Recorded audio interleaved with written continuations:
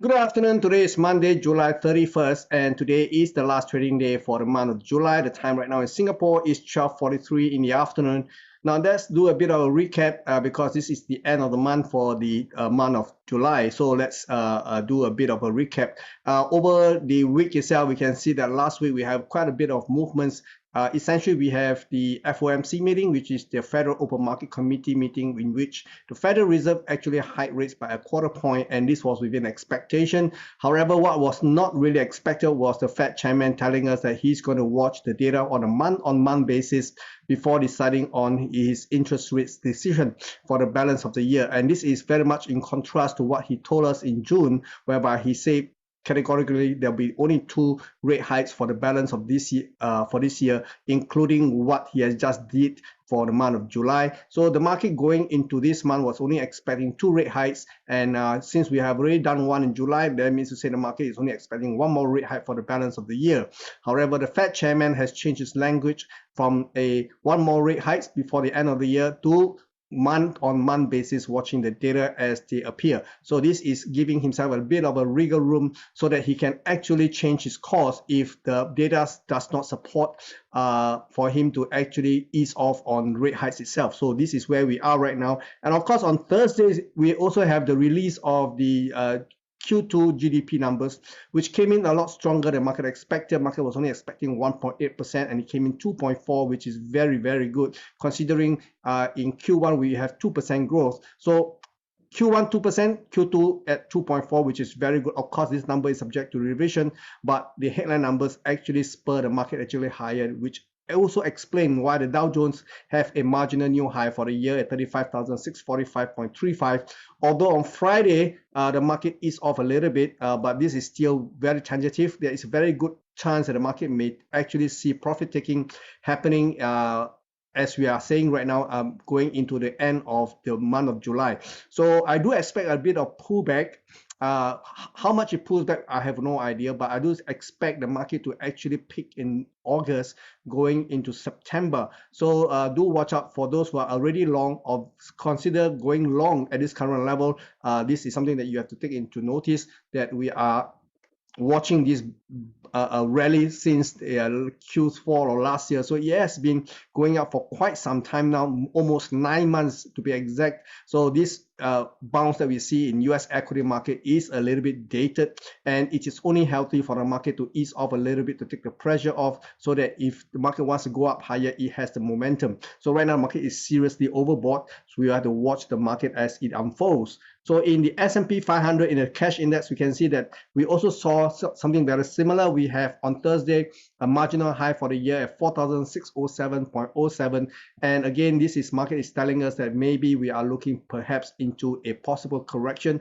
And if one actually develops, my immediate target is about 4,385 levels. So do watch out for these levels. In the Nasdaq 100, we are also seeing quite similar movements. We have seen that the high traded was actually traded on July the 19th, so that was at least 2 weeks ago. So we can see that this high was never traded last week, unlike the Dow Jones and the S&P 500. So if there's going to be any pullback, it's going to be likely to show up in the Nasdaq 100 first, and my immediate target is somewhere between 15,100 to 15,240 levels. Do watch out for these levels. Okay, and over in Asia, we have seen the Hong Kong index itself has actually rallied. This is the cash index. We can see that the market has already punched through 20,155, which was the previous high that we saw here in the chart here, and we can see this morning high as 20,361.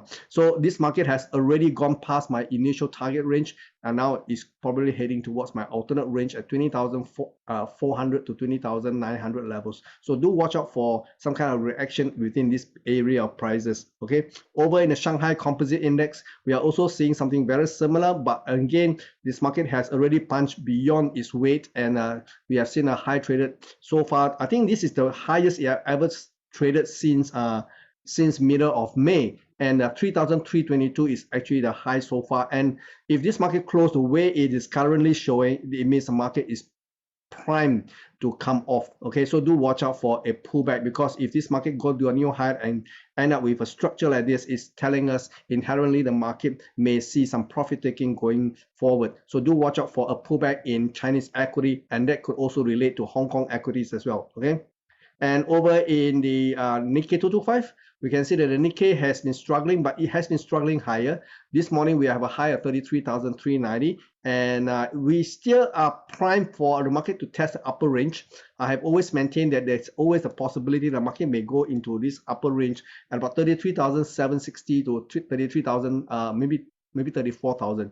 So this bracket of prices is still quite possible, and I've highlighted those areas with the with this very dark pink area. Okay, so this area is again 33,760 to 33,950. So this area is actually an area in which I'm targeting. I do expect prices to come back down again, so do watch out for that.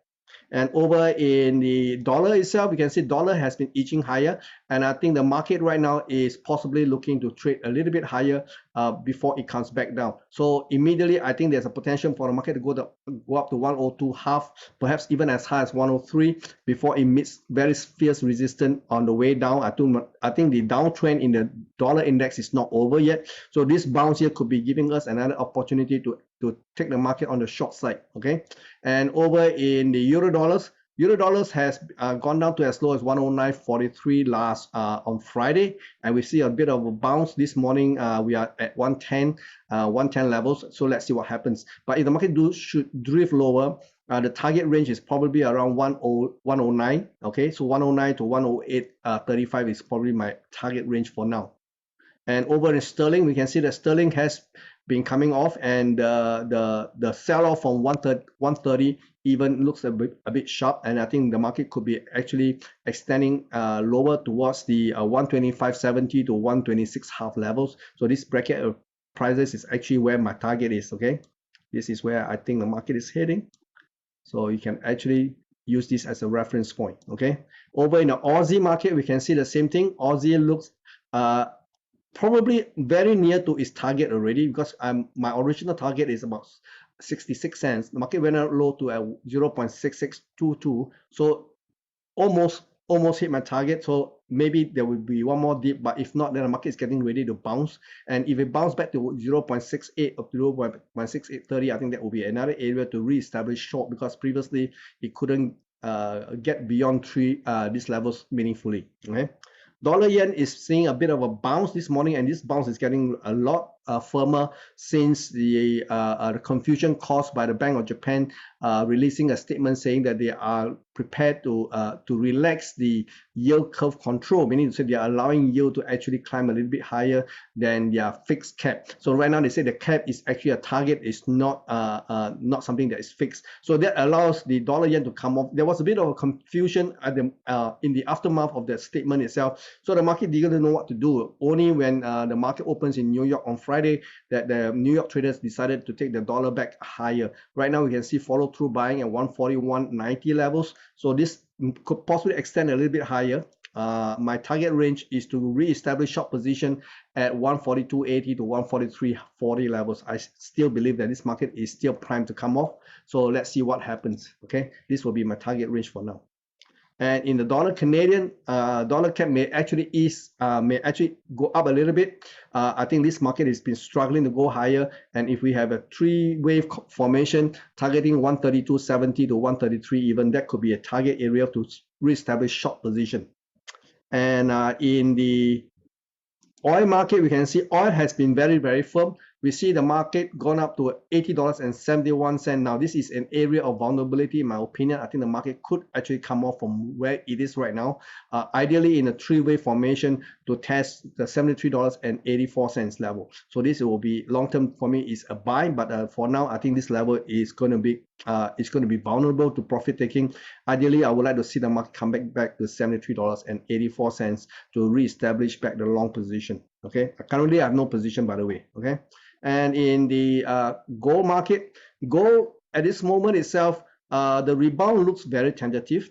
Maybe it can go it can go up, but I think there is a good chance that the market may have already bottomed at 1942. So this market is getting ready to rally, and if one actually unfolds, then there's a very high likelihood that the 1987.4 will be taken out in the next rally. So do watch out. My target is for a test of $2,008, 2000